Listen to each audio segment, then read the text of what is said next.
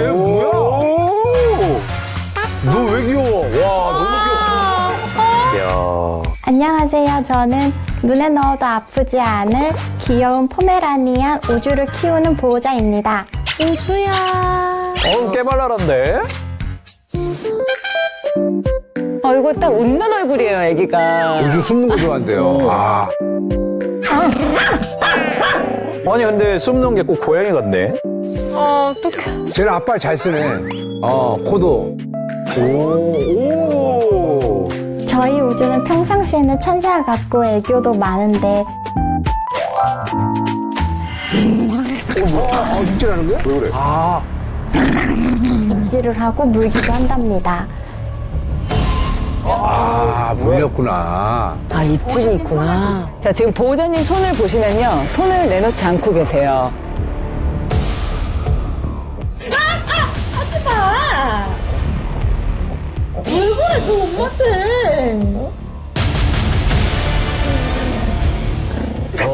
근데 무는 거 보니까 세게 무네. 세게 입질하. 그러니까 단순히 앙이 이게 아니네. 순간 조절을 못 하는데? 나 건들지 마, 이거 같은데. 우주야, 너 왜 그래? 왜 입질하니? 이런 우주랑 함께 같이 살고 싶은데 가능할까요? 아니, 방금 전까지 천사견이었는데, 무는 거 보니까 싸나운데? 몸에가 싸나울 때는 싸놨다고 그러더라고요. 안 가지다고. 나가. 네가 나가. 너가 나가. 입에 속인 줄 알았네. 자, 제작진이 지금 도착하자마자 이제 낯선 사람이 오니까.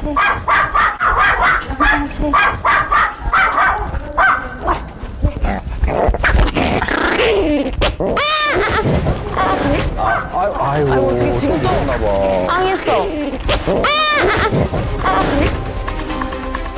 우주야, 아유.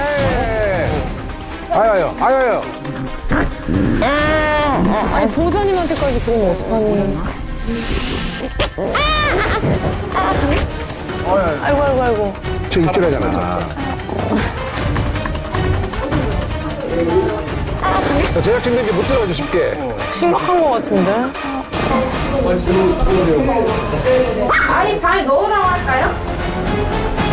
아, 그치. 일단은 뭐 상황 파악을 해야 되니까 잠시 격리. 생각보다 애가 많이 격하니까. 네. 싸납니다. 아. 자, 제작진하고 좀 해야 되나. 회의를 좀 해야 될 것 같아요. 이건 김쌤이 가야겠네요. 이건 김쌤이 가야 돼. 네, 근련사님. 네, 네, 안녕하세요. 통화 잠깐 가능하실까요? 네네네네. 이제 우주라는 포메라니안이 입질이 너무 심해서 누가 물렸어, 지금? 누가 물렸어? 보호자님? 가서 직접 한번 봐야 될 것 같아요. 아, 훈련사님께 SOS를 치셨군요. 우주야! 우주야! 근데 이 흥분도가 좀처럼 가라앉지를 않네. 우리가 소형견이라고 해서 만만히 보면 진짜 큰일 난다니까요.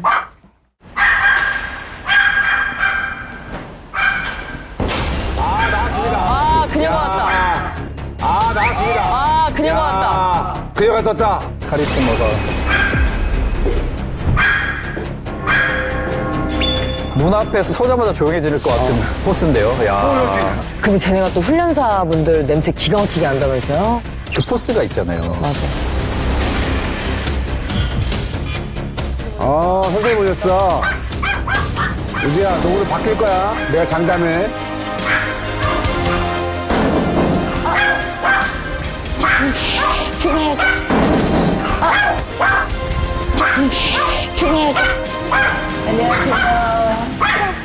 무서운 선생님 왔다. 이제 큰일 났다.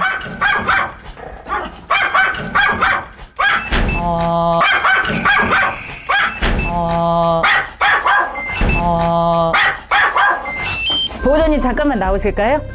네. 보호자님 잠깐만 나오실까요? 네. 지금 이미 솔루션 시작된 것 같은데요, 시작됐어. 느낌이? 상황 자체가 제작진분들이 계시는 것 자체가 경계여가지고 일단 그냥 들어가면서 할 수밖에 없었어요. 네. 보호자님 잠깐만 나오실까요? 네. 그 상태로 그냥 나오실게요. 바로 보호자님을 불러내셨어요. 그치. 오히려 보호자 뒷배라고 생각해서 더 저럴 수 네. 있으니까. 자, 보호자분을 밖에 두고. 자, 우주가 어떻게 될까요?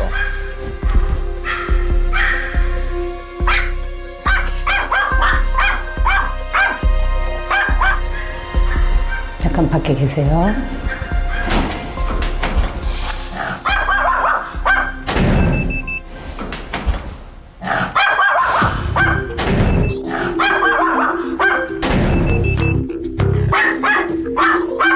당황했다.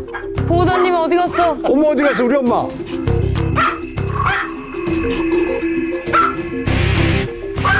일부러 지금 안 쳐다보시는 거죠? 네네네. 네. 너가 지져봤자 뭐 아무 소용없어, 이런. 아, 이왕 저럴 거면 힙합이라도 좀 부시지. 일단은 아예 시선도 안 주시는, 일부러 안 주신 거죠. 네네. 이 친구랑 눈이 마주치면요. 이 친구는 그 다음 상황에 대해서 긴장을 해요. 그래서 아예 나는 너를 못 봤어. 여기 걔가 있나? 이러고서 들어가면 이 친구가 그 다음에 저에 대한 긴장도를 내려놓은 그 다음 행동을 할 거예요. 그러면 저는 그 행동을 보고 판단을 해야 되는 거거든요.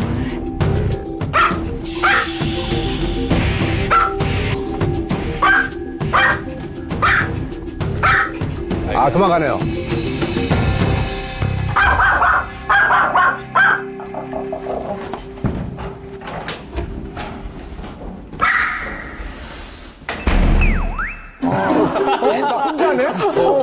뭐지? 나 혼자네? 나 지졌는데. 왜 짖었는데 아무도 안 와? 윙? 저것도 너무 귀엽다. 네, 우주 당황. 오히려 주인이 바깥으로, 보호자님이 바깥으로 나가면 그리워서 막 짖는데 반대야. 반대야, 지금.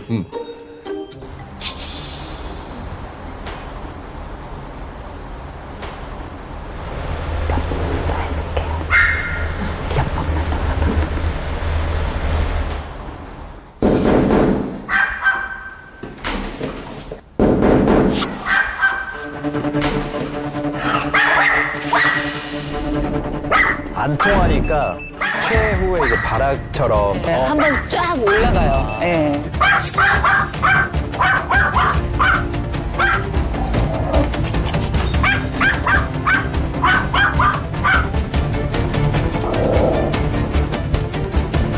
오. 와, 자존심 싸움인데. 오.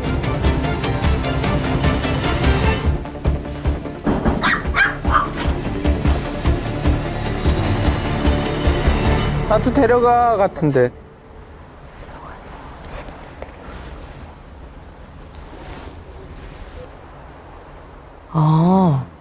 뭔가 달라진 상황을 계속 만들어주려고. 예.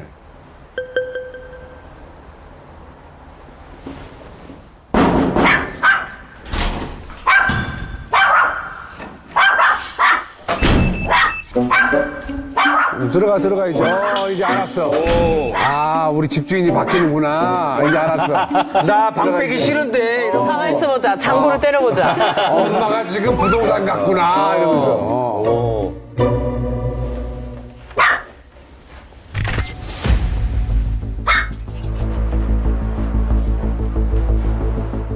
근데 물리면 어떡해요? 진짜 물면 어떡해요?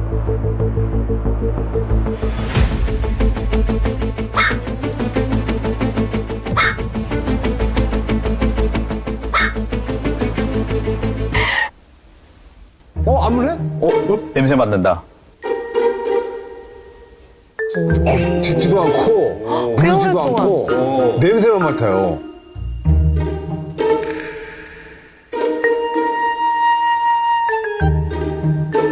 아니, 훈련사님 안 웃으시니까 무섭네. 근데 저렇게 단호해야 될 때는 단호한 것 같아. 아, 단호. 단호해야죠. 네. 어. 엄마 들어오실게요.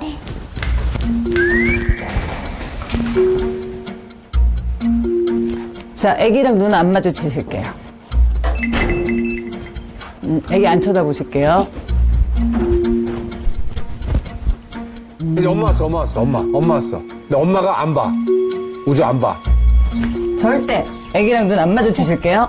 저랑 얘기하는 동안에 앉으세요.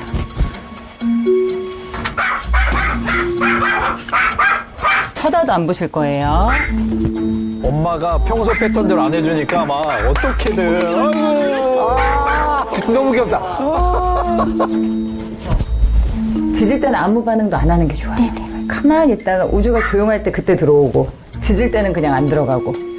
자, 지금 이게 보호자님 생활의 일상이 되어야만 해요.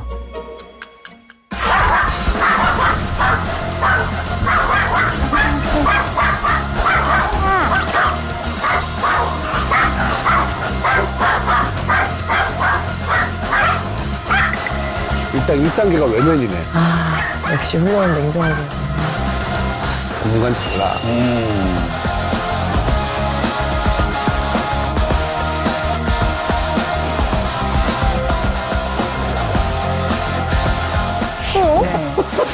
저기 너무 귀여워. 1단계 저 사람은 귀가 안 들리나? 보호자님이 우주를 키우시면서 제일 고민이 되는 거가 어떤 거가 있으실까요? 이제 산책 가자고 했을 때 하네스 들면 네. 들어가서 숨거나 이제 하네스를 네, 하면 가자 하면 이제 숨어서 이제 나오게 해서 채우는 건 성공하는데 이제 뭐 가방에 늘려갈 때 막 물려간다거나 아니면 채울 때도 막 이렇게 요리조리 고개를 피하다가 차는데 풀 때 이제 우리 가슴에 손 넣고 뜯을 때 엄청 네. 막 그때 제일 많이 물려요. 제일 많이 물려요. 아이고. 아이고. 네. 저 뭐야? 잘못 온거 아니야, 영상이?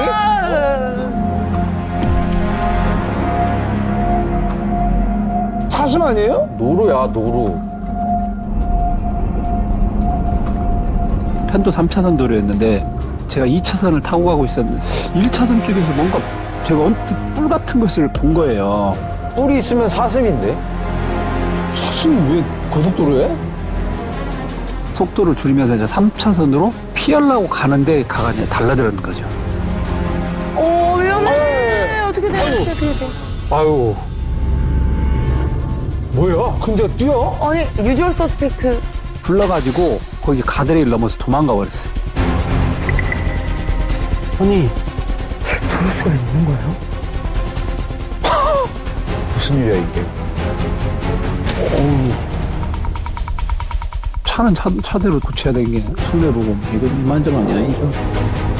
아유, 저 차봐. 충격이 느껴지는데요. 도심 거리에 난데없이 사슴이 등장하고 있습니다. 오늘 새벽 경기 의왕에서도 사슴 한 마리가 포획됐습니다.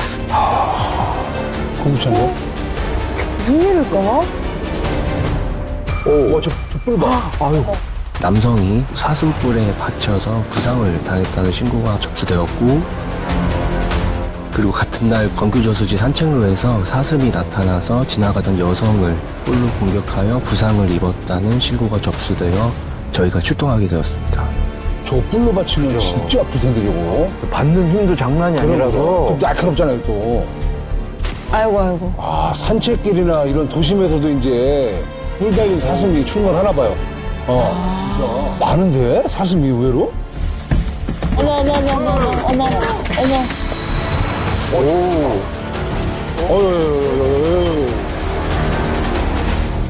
오후 한 5시 정도 언덕에서 그 후다닥 소리가 들리더라고요. 근데 봤더니 좀 덩치가 큰 사슴이 옆으로 이렇게 지나가는 상황. 이거는 사슴. 포획하는 것도 저렇게 힘든데. 사람 많은데요, 그 크기가. 힘이 장사야. 그 힘이 세지 또.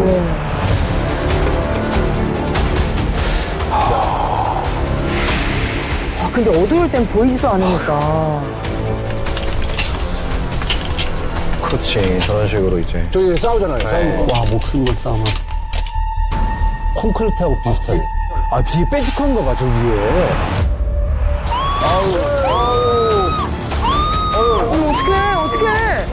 어떡해요? 와, 저 점프하는 거 봐요, 와. 야, 저건 뭐 어떻게 해야 돼? 너무 위험한데요?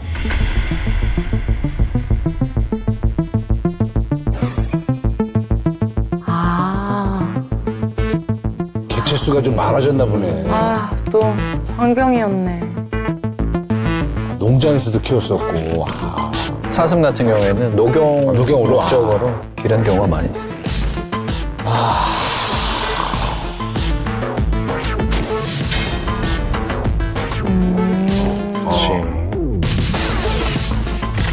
겨울 다가오기 전에 한 11월에 많이 나타나나 봐요. 본능적으로 약간 그 번식을 해야 되니까 경쟁력이 세야 되니까. 야, 저 잘못하면 몸 뚫리겠는데? 복상선 아주죠.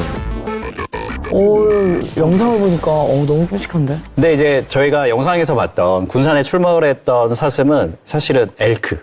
엘크가 진짜 큰 건데? 네네. 엘크는 큰데? 엘크 수컷들 같은 경우에는 500kg 정도의 덩치를 가지고 있고 되게 키도 크고 뿔도 되게 크거든요. 그래서 손대 소. 제가 이제 공중방역 수의사 시절에 엘크 농장들 농가 사장님 2분이 돌아가셨어요. 엘크에게 들이받쳐서.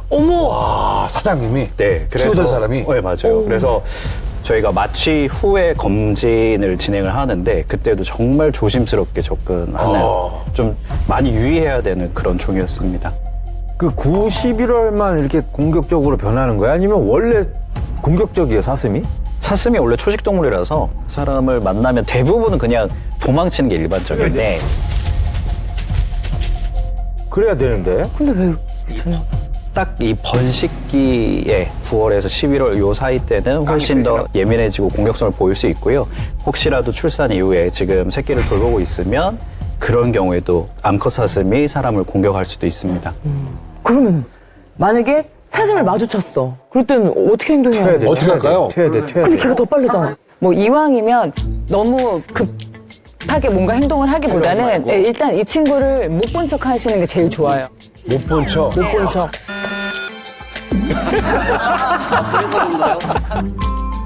왜냐하면 그러면은 경계를 해야 되는 이유 자체가 감소가 되거든요. 이 사람이 나를 못 보는 척을 해준다고 한다면 이 친구도 그 사이에 자기가 도망을 가거나 원래 겁이 많은 친구니까 그렇게 해서 그 상황 자체를 피해갈 수 있게 해주는 게 제일 좋은 방법일 것 같아요. 말씀하신 대로 못 본 척을 딱 했어요. 하고 다시 또 봤는데 바로 여기 있으면 어떡해요? 바로 여기 이래도? 이래도 일어나서. 바로 여기 있으면 어떡해요?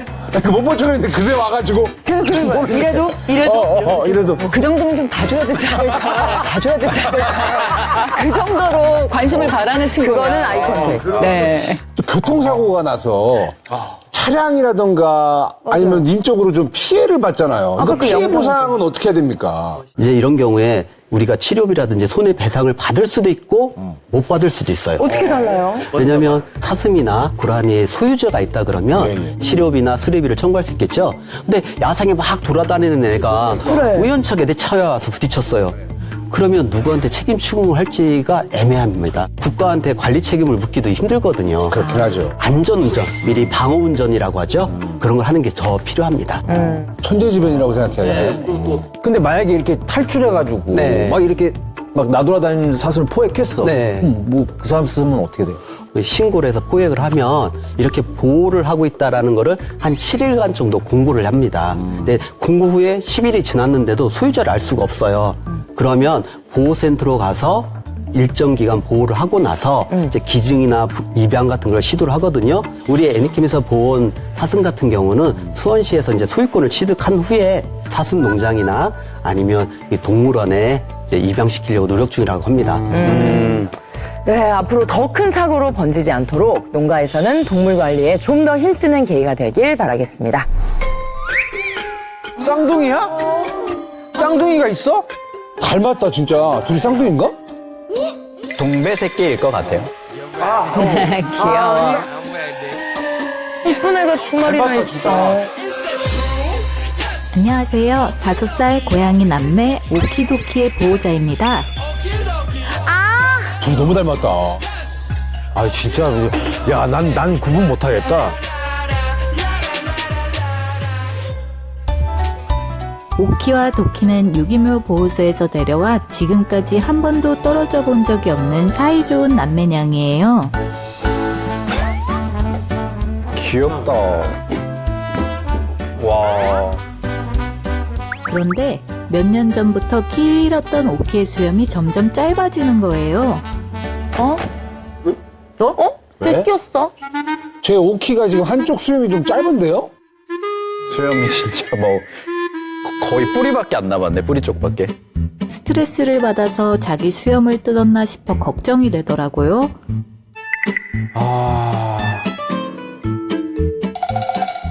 알고 보니 도끼가 그루밍하는 척 하면서 오키의 수염을 물어뜯더라고요. 아유. 야, 그거 뜯어서 뭐해? 아니, 왜 수염을 뜯어, 도끼야? 그거 왜 뜯어? 아유. 그걸 왜 가만히. 그것도 가만히 있었어. 몇 년 동안 계속된 행동 때문에 오키의 수염은 길어질 틈이 없어요. 원래 저렇게 그루밍을 해주는 게 사이가 좋아야 하는 거거든요. 그러니까.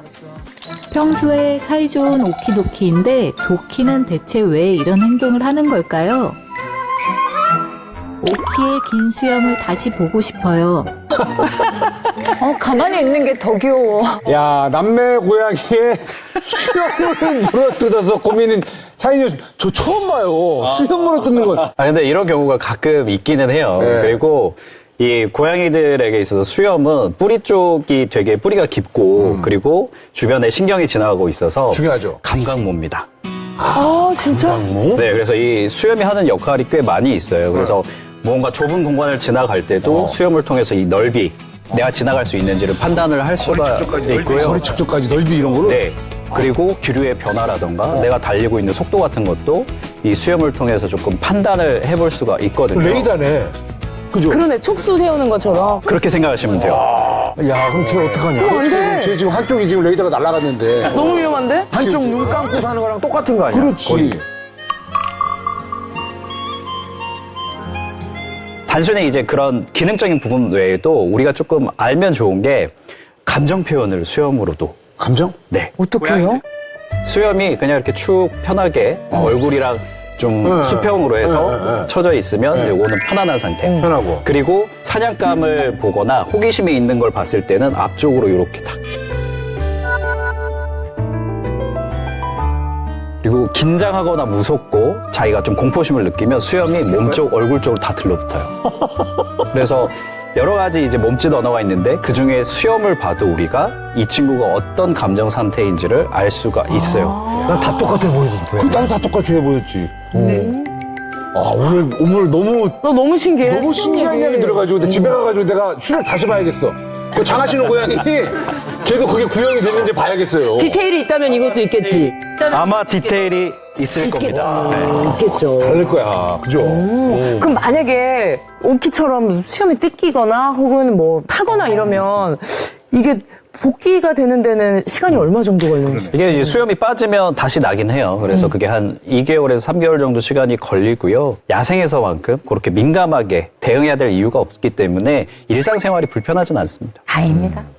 근데 오키한테 도키가 계속해서 이제 그루밍을 해주잖아요. 이거는 애정 표현인데 그러면서 여기서 멈추는 게 아니고 그루밍을 하면서 수염을 잘근잘근 계속 씹잖아요. 좀 더 집착성 있는 행동을 통해서 안정감을 좀 얻는 모습이 보이거든요. 그래서 이런 친구들은 조금 100% 아예 없애는 거는 어렵고 그래도 그 정도를 낮출 수 있는 방법으로 도키가 오키의 수염을 잘근잘근 씹으려고 했을 때는 안 돼 라고 표현한 다음에 분리를 해주는 것.